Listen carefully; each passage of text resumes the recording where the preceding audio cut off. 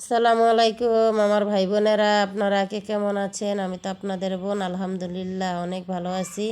আজ রান্না করব মাছ দিয়ে, নতুন আলু দিয়ে, টমেটো দিয়ে। এর জন্য আমি মাছগুলোকে লবণ আর হলুদ দিয়ে মেখে নিছি। তারপরে মাছগুলো আমি চুলায় কড়াই বসায় দিছি, এর মধ্যে আমি ভেজে নিব। নতুন আলুর তরকারিগুলো এখন আমার কাছে খুব ভালো লাগে, যেহেতু নতুন আলু উঠছে।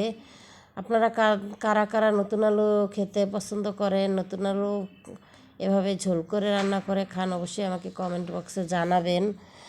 আর আমার রেসিপিটা ফলো করে আপনারা রান্না করতে পারেন। এই যে নতুন আলু একদম সিম্পল, তেমন কোনো মশলা দিচ্ছি না, ঘরোয়া মশলা দিয়েই রান্না করতেছি। এই যে অল্প তেলও দিলাম, অল্প পেঁয়াজ, রসুন দেই নাই, সরি, পেঁয়াজ, হলুদ, মরিচ, লবণ, তেল, এই সিম্পল মশলা। আজ তরকারিটা আমার অনেক মজা হয়েছিল।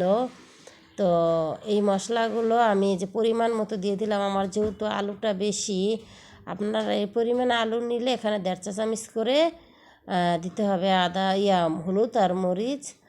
আমি অবশ্য খুন্তি দিয়েই দিয়ে দিছি, কারণ আমাদের রান্না করতে করতে একটা অভ্যাস হয়ে গেছে। এ পর্যায়ে দিয়ে দিলাম একটু লবণ। মশলাটা আমি খুব ভালো করে কষায় নিব, যেহেতু আমি আলুর তরকারিটা রান্না করব। এর জন্য এই যে দেখেন মশলাটা আমার খুব ভালো করে কষানো হয়ে গেছে। তো এইখানে আমি আলুগুলো ধুয়ে রাখছিলাম, সেই আলুগুলো আমি এর মধ্যে দিয়ে দিব। তো আপনারা যারা যারা চাকরি বাকরি করেন, যাদের খুবই হাতে সময় কম, তারা অবশ্যই নতুন আলু উঠছে তো সব জায়গায় এভাবে রেসিপিটা ফলো করে সুন্দর অনায়াসে রান্না করে খেতে পারেন। আর নতুন আলু তো সেদ্ধ হয়ে যায় তাড়াতাড়ি। তার মধ্যে আমি আবার ওদিকে একটু গরম পানি করে রাখছি, সেই গরম পানিটা দিব।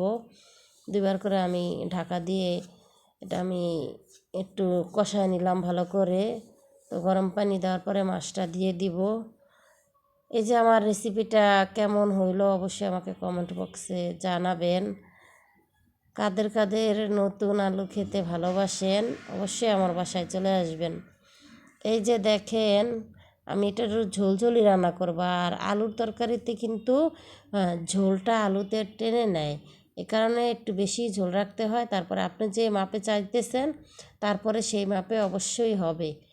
এই যে দেখেন আমি একটু পানিটা বেশিই দিছি, তারপরে এটা পানিটা কমবে, একটু কমবে, তারপর রাখবো। আজকে আমার তরকারিটা এত মজা হয়েছে, মানে বলার বাহিরে। যেহেতু আমি ভয়েসটা পরে দেই, ভিডিওগুলো আমি একা একাই বানাই।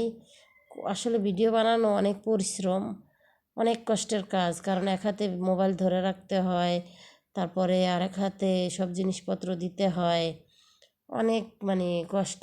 আমি একটা স্ট্যান্ড কিনবো ভাবতেছি, দেখি কখন কিনি। এই যে আমার তরকারিটা ধনিয়া পাতা দিয়ে দিছি, এখন আমি অল্প একটু আর চুলায় রেখে দিব, তারপরে এটা আমি নামায় ফেলাবো। যেহেতু এটা পাতা, ধনিয়া পাতাটা গাছ ধনিয়া পাতা হইলে আমি আবার একটু আগেই দিয়ে দেই।